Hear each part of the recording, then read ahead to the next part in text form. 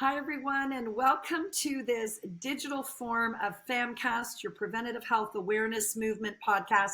I'm Margaret Wallace-Duffy, the founder and visionary behind Preventative Health Awareness Month every February and movement, because this is legacy change in healthcare in action, and therefore it's all year round. So we're in the middle of Preventative Health Awareness Month, and today is a special day in FAM, and one that's very near and dear to my heart and very close to my story. This is Hormonal Health Day and Endometriosis Seen, Heard, and Supported Day. So let me try to get through this without some tears, and let me be very candid, and then I'm going to introduce my beautiful guests that are on screen with me here today.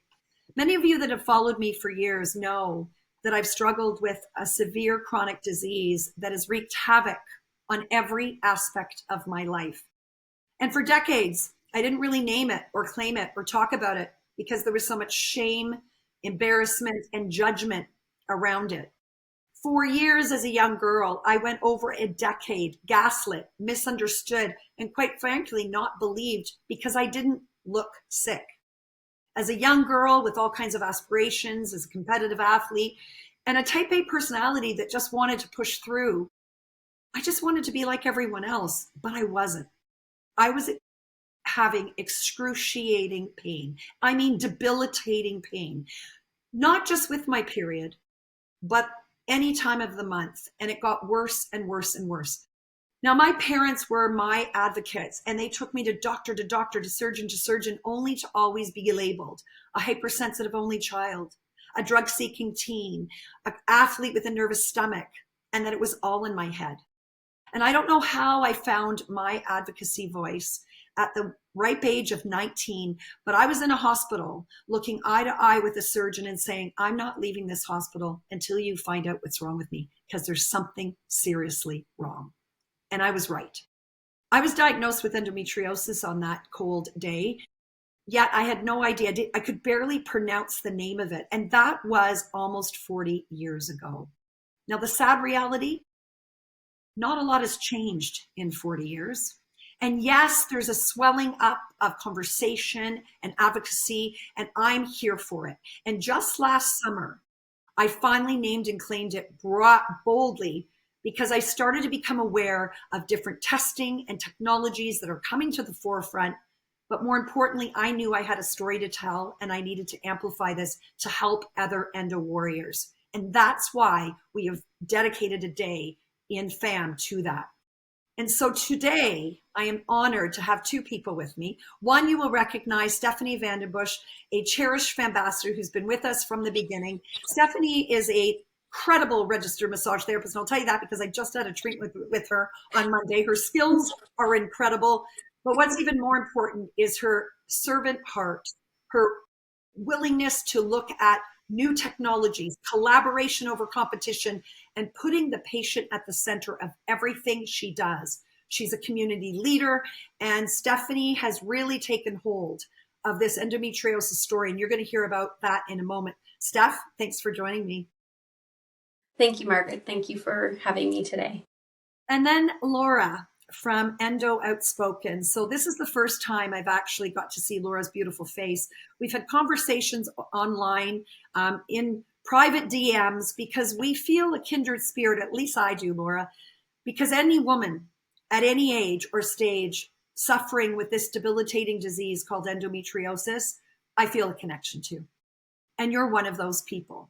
But you're also one of those women that have stood up and are speaking out despite your pain, despite your obstacles, because you want something different, not just for yourself, but for others. And therefore, you have started this Endo Unspoken.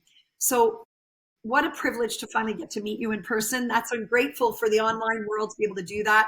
Welcome to PHAMCAST. Welcome to the family. And tell me a little bit about your story, Laura, before we get started. Well, first off, thank you very much for having me here today. It is an honor to be a part of this. I guess just to dive right into my story, very much similar to quite a few of the things you were saying. It took me about 17 years to get diagnosed. And here I am in my 20th year with still just as much fight and pressure to get help as the day I started. I've only had one surgery so far about 3.5 years ago, and I found it made my symptoms much, much worse, and it added quite a few. I didn't know this at the time, but I just had a general OBGYN do my surgery, and I had stage 4 dye. So it was all over my bladder, my bowel, it was inside of my vagina, and they just were not able to handle my stage. But I didn't find that out until very recently. So now I'm fighting for my second surgery, hopefully sometime this spring. But just like you, in and out of the hospital since I was 12, fighting, pushing, begging, crying, pleading for anyone to hear me and acknowledge the fact that I am not crazy. But even today, it's just as much of a battle to get help, other than the three that they always pressure, which is birth control, get pregnant, or have a hysterectomy. And my thought on all of those is, if you don't know what causes endometriosis, how are you curing it with these three things? And that's my biggest issue with it right now. Thank you for sharing so vulnerably and so openly. And I hear you, and I support you, and just validate you, because it's very isolating. This disease can be very, very isolating and can cause so much mental and emotional trauma to women and their families, because it affects everybody. It affects your partner, it affects your parents, it affects your workplace, it affects everything. And it affects our system, because it costs our system money as disease progresses. One of the things you talked about, just get pregnant. I remember being told that at 19 when I wasn't with somebody, and the cruelty of that statement, I didn't know at the time, but because it's a big cause of infertility, and I always wanted to be a mother, that's a cruel thing to say to someone that may in fact not be able to conceive. Now, I am very fortunate. It took me 10 surgeries before my son. I've got 6 years in between my children. I had some failed infertility, but I rolled up my sleeves and got to work with a lot of things, because whether you have a diagnosis for endometriosis or adenomyosis or you don't, what I hope this day, and what I hope the preventative health movement will do, is to help stock the toolbox to really help women get into the driver's seat of their health, not just to find their advocacy voice, but to stock their toolbox, because this impacts the entire body, and we have to help you thrive and live well. You have endometriosis. I mean, for so long, I was told when she got pregnant, which is difficult, it would go away. And that's not true. Or when she went through menopause, it would go away. And that's not true. This is a neuromuscular immune disorder, and some experts are calling it acts almost like a cancer, because it's got its own blood supply, and it's excruciatingly painful, and it impacts every system of the body. So thank you for sharing so vulnerably, and I want you to know you're not alone, and I admire the fact that you're here with courage and grace, to try to help yourself, but to help others, so that we can change the future in this space. And we need everyone at the table to do that. And you're right, a general OBGYN doesn't get that training. It's not their fault, it's not their training. And so there's new technologies and new blood tests coming out, and people like Dr. Matthew Leonardi, who's doing incredible work with ultrasound to detect things sooner. So I think that's really, really important to talk about. Now, Steph, you were part of this equation. We're going to come back and talk about your petition here in a moment, Laura. But Steph, as an owner of an integrative and preventative health clinic, after this summer, us hosting an event together and just being inundated with over 80 plus women and their stories, it opened your eyes, didn't it, Steph, in a way, even as a healthcare professional, that you weren't prepared to even hear. You didn't know me. You've known me for several years, and you didn't know I had the disease until I wrote that blog. Tell me, as a clinician, why this matters to you. So for me, you know me well enough, like perspectives and understanding. I have this need to kind of, you know, even though I'm not experiencing something, I want to be able to understand and truly have compassion for people when I'm trying to meet them where they're at in their treatment.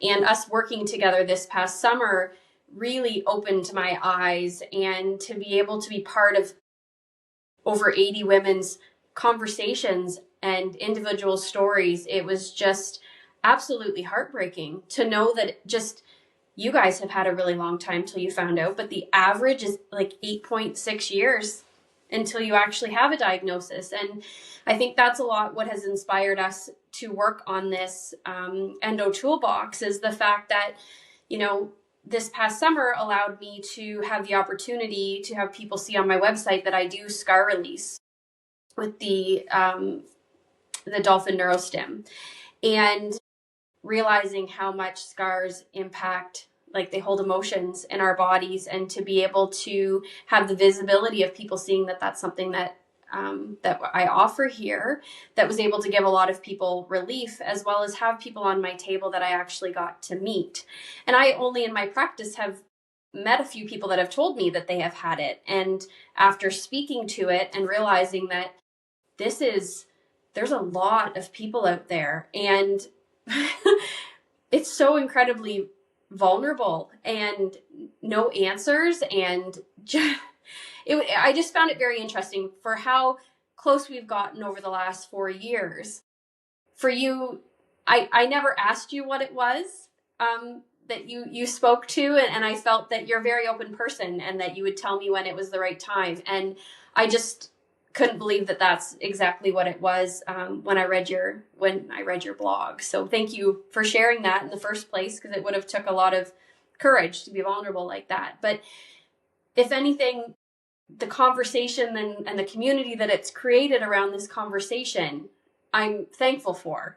And if there's anything that we can do to help people have a voice, which is, you know, it was so interesting that Laura, I've signed a few petitions, and I'm not even kidding. Like, it was like a few days after in the summertime, I saw your petition, and I'm like, this is wild. Like, how is this happening right now that someone has a petition going for this? And I'm like, I have to talk to this girl. And, you know, I had to, I couldn't find you anywhere on the internet. So I ended up making a comment in her petition. And then she was able to reach me. I thought, let's see what happens with this. But yeah, so it was amazing. So yeah, it's really opened my eyes. Well, thank you, Steph. And yes, and we're gonna talk about that toolbox, because this is a robust toolbox that I'm really passionate about putting out there, because it's going to help so many women, whether they have a diagnosis or they don't, to help with symptoms, to help with vitality, and to, more importantly, to feel empowered. Can we speak really briefly to that, Laura, of the feelings of often, and I don't want to put words in your mouth, but disempowerment, because you just don't know what to do. What has it been like for you, and how important would it be for you, even 10 years ago, to have a toolbox full of education from everything from somebody like Dr. Christy Prowse, an OBGYN and functional medicine doctor, who opened the Institute for Hormonal Health, was my hormonal doctor, and honestly has helped to save me in a lot of ways.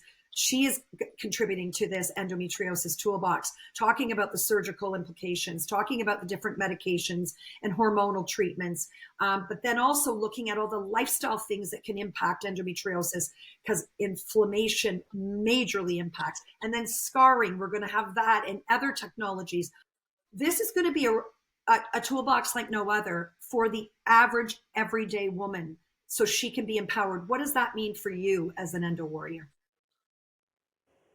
That means absolutely everything to me. And I'm going to try to not get emotional here when I talk about this, but when I first got my period at the age of 12, the Laura I had known, the Laura that my family had grown up with, she was dead. She was gone. And I don't know if I'm allowed to say this on here, but over the last year, I had been contemplating with my mental health of taking my own life.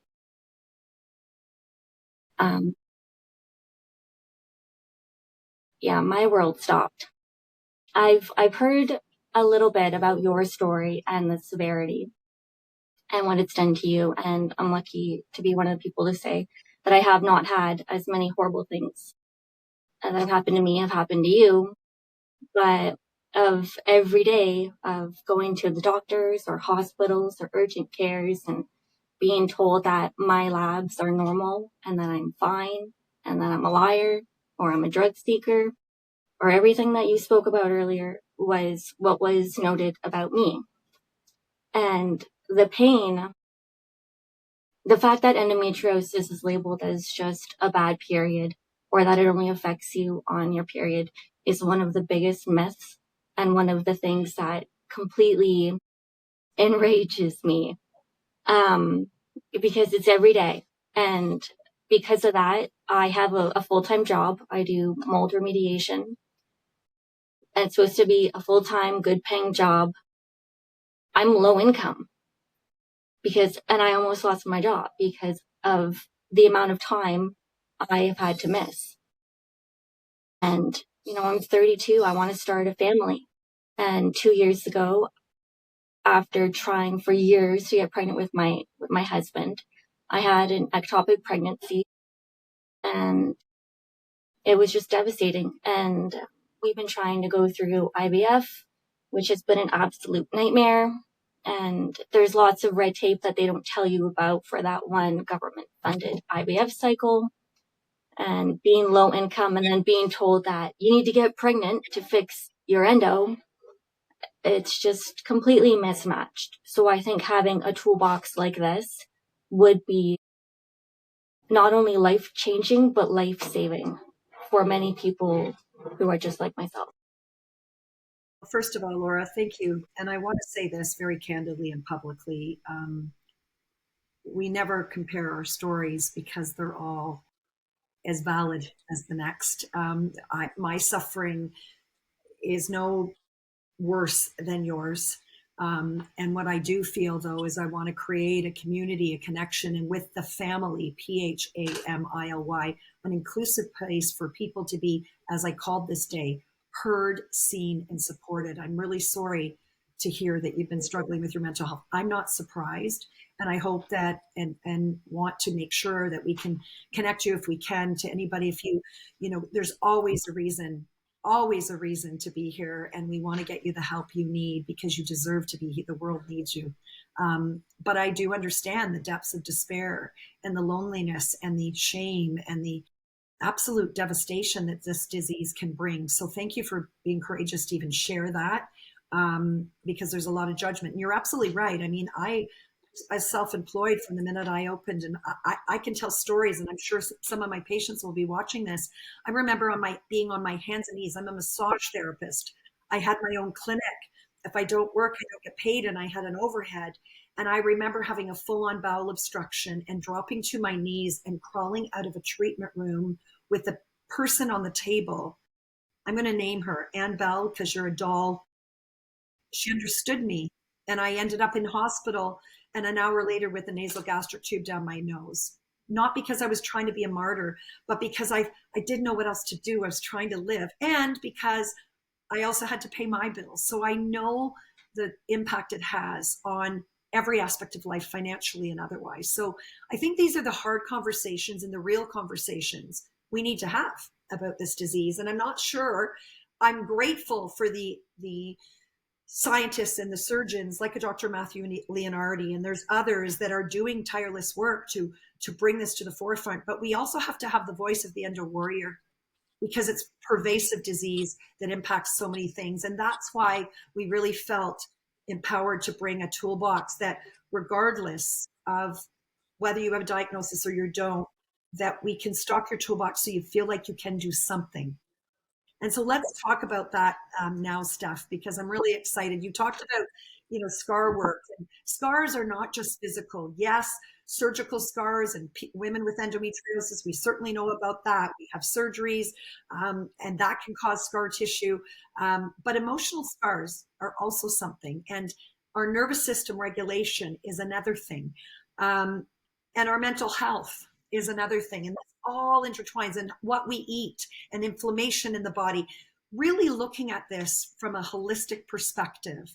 That's what we want to do with this endometriosis toolbox that we want to put out, and we're still working on it, and it will come, and we want to get people to sign up for this so that we can help empower. Steph, let's talk about that. And I know you've, with Dr. Christy Proust and others, we've got to, we're going to weigh in on nutrition, we're going to weigh in on testing, we're going to weigh in on surgeries. It's just going to be a guide. It's not even just a toolbox, but a path forward and a guide. You're also working on MPS, dolphin, and acupuncture specifically. That helped me tremendously and still does to this day. Can you speak to that? Yeah, so I've actually been working closely with Susan, a registered acupuncturist here at my clinic, because I'm not a registered acupuncturist. And so leaning in, collaborating with other healthcare professionals elevates us all, and it also elevates the treatments that we're able to provide the people that are looking for us for help. Yes. And so, I just appreciate being able to do that. And so because of her knowledge, she's been able to kind of help me break down the layers of the way to apply those acupuncture points, as well as the impact of why each one has been incredibly helpful. And I think that for me, again, I'm going to speak to the fact that being a resource, whether or not I'm the person that can do something for you, it's not about me doing something for you. It's about me knowing if I know someone else that can help you. And so just understanding, because that talking about endometriosis, all of a sudden, then I start talking to different people, and they're like, some of the endo warriors I've met through doing the scar release, their lifeline is their registered acupuncturist to be able to help manage their symptoms, their hormones, all of those things, but also the toolbox to empower people that maybe don't have the ability to have the benefits that cover those sorts of treatments, or just allowing you the opportunity to see what's out there. And, one of my favorite sayings is do what you can with where you're at and what you have, right? So there's an idea of shooting for the moon, what would be the perfect thing. But, if it comes down to understanding what foods you can maybe change about your diet, how to regulate your nervous system with maybe some boxed breathing. There's a lot of free things that you can do. And just to be able to have, for me, I just want to be able to properly advocate for people. And if I can be a part of their journey into feeling better and providing them with information to be able to, move forward into figuring something out for themselves, I'm happy to be a part of that.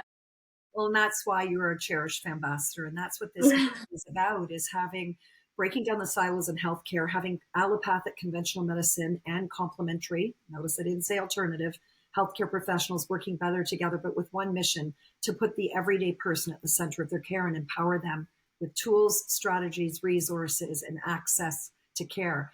And also advocacy, which brings us to the point before we finish up here tonight, and this won't be the last one we do together. But Laura, you've started a petition. You've done many different petitions, and nothing I love more is legacy work and creating change by banding together and breaking down silos. And even when it's hard, especially when it's hard and you're being told no, we need to push from the top down and bubble from the bottom up with everyday people. And that's where change happens. FAM is a perfect example of that. I started this by myself 4 years ago, and now over 88 healthcare professionals, FAM flags being raised in different municipalities, and proclaiming Preventative Health Month in different places, and being talked about in the House of Commons, and attracting 88 plus healthcare professionals because they all want to change the legacy of healthcare. And endometriosis deserves to be at the center of that conversation. So tell us about this petition and how people can get involved, Laura. Where did I go with that? Yeah, so I started this petition. It's currently in the midst of the House of Commons currently. So please go to change.org and sign Recognize Endometriosis and Adenomyosis as Disabilities in Canada. It's a bit of a mouthful, but you'll find it there. And everything we're calling for are things that the majority of other countries are already doing. We're fighting for 3-day-a-month period pay. We're fighting for more funding towards research, which we desperately need. And I'm fighting for top-notch fertility care, which only a few places around the world are doing currently.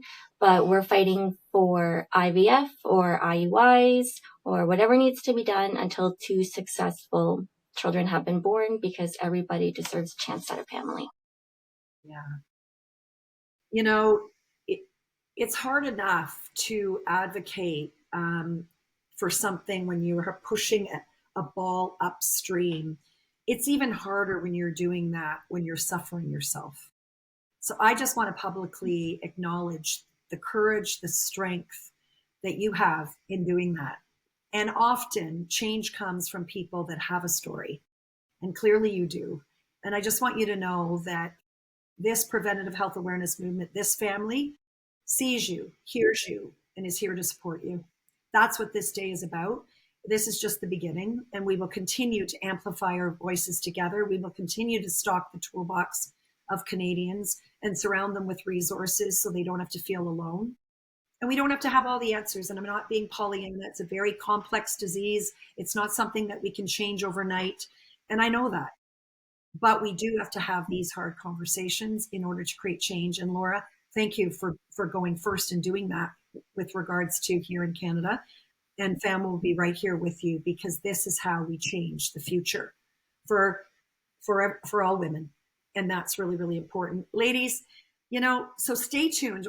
I'll make sure I put the petition in the caption so you can go there and sign. Stay tuned. We're also going to ask that you reach out if you comment on this video if you want to be on a list for when that endometriosis toolbox is released.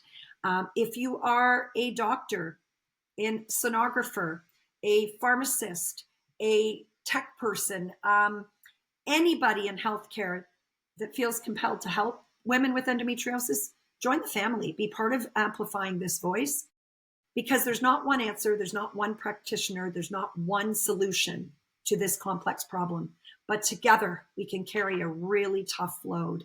And all I hope for is that those years of suffering are shortened, but more importantly, the life that is lived with more vibrancy comes from the tools we put in an endometriosis warriors toolbox. And that's why I spoke up this summer.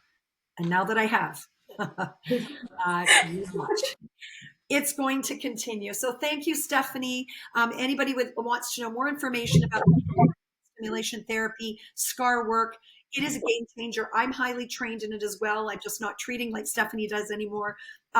Know this, that many insurance companies cover the microcurrent point stimulation therapy device. You want to have treatment with a professional like Stephanie, or reach out to somebody like me that I can show you, but then we can put this in the hands of everyday Canadians, of endo warriors, so they can help treat themselves at home to reduce pain, reduce inflammation, downregulate the autonomic nervous system, stimulate the vagus nerve, help with scar tissue. It is a game changer. And if you need an estimate done for insurance, reach out to me. We're here to help, and stay tuned because we're going to continue this conversation. Thanks, Laura, and know that we're here for you if you ever need anything, and we're in your corner. I will. Thank you for having me on your show. You're welcome. Thanks. Thanks, Mark. And I'm sorry we tried to do an Instagram live, but sometimes you got to pivot, because that's what we do when making sure we're trying to make a difference. And remember, a healthy tomorrow begins with prevention today. Empowering people to become the CEO of their health is my mission, but it's an all-inclusive mission, from pregnancy through to palliative care and everything in between. So let's help people get into the driver's seat of their health, all of us. So the future is more health span, not just lifespan in this country, because we all deserve it. Have a great day, everybody. And remember to follow Become the CEO of Your Health. Subscribe to the YouTube channel, Preventative Health Awareness Movement, Become the CEO of Your Health. And follow us on Instagram, Become the CEO of Your Health, as well as Facebook. We're trying our best to give you as much free education and connect you with resources with all these ambassadors. Until next time, be well.